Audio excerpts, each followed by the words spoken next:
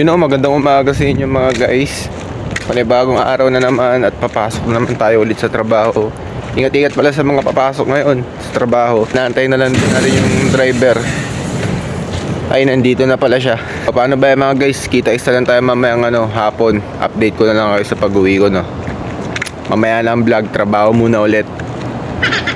Fast forward, bali nandito na nga din ako sa sasakyan at nasa biyahe na nga din ako pauwi dun sa accommodation ko. Pagkababa ko naman ng sasakyan, hindi ko na malaya na basa pala yung upuan dun sa sasakyan, kaya para tuloy ako naihin ito sa salawal. Pagkapasok ko naman dito sa loob ng kwarto, dahan-dahan nga ako pagbukas ng pinto dahil sa mga oras na nga na to may mga tulog na din. Iba kasi yung oras ng uwi na mga kasama ko dito kaysa sa akin, kaya pagka nakauwi na ako, nagdadahan-dahan talaga ako. Baka kasi mamaya magising ko pa sila. Bali dito, inaba pala namin yung pwesto ng higaan namin. Bali dito nga ako nakahiga at dito naman sa double deck yung kasama naming Nepali. At dito naman si Sir Jerome tsaka si Sir Rimar. At dito naman sa cabinet na to, nandito yung mga pambahay ko tsaka yung mga anek-anek at pang skincare ko. At dito naman sa kabila na improvise na cabinet, nandito yung mga pang-alis ko tsaka pampasok ko.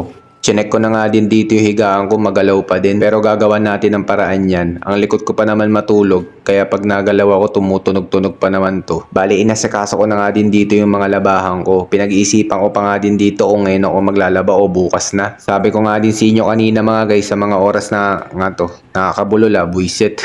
Sa mga oras na to may mga tulog na, kaya naisipan ko bukas na lang ako maglalaba. Ang ingay pa naman ng washing dito kapag naglalaba, umi-echo. Pagkatapos ko din maasikaso yung mga labahan ko at makapagtapos nga ng workout, nagluto na nga din ako dito ng Quaker Oats. Ipapakulo ko nga lang to sa gatas mga guys. Pinekos-mekos ko nga lang dito mga guys. Pinainit ko na nga din dito pala mga guys yung natirang tuna ko kahapon. Ito lang naman din yung kakainin ko ngayon mga guys, yung Quaker Oats, tapos itong tuna na may itlog, tapos sasamahan ko ng tinapay. Okay lang yan sa akin mga guys, kahit yan lang yung kinain ko ngayong araw kasi bukas day off na din natin, kaya bukas na ako kakain ng kanin tsaka magluluto ng ulam for this coming week. Kain po pala mga guys. So paano ba yan mga guys, hanggang dito na lang muna. Kita isa lang tayo bukas.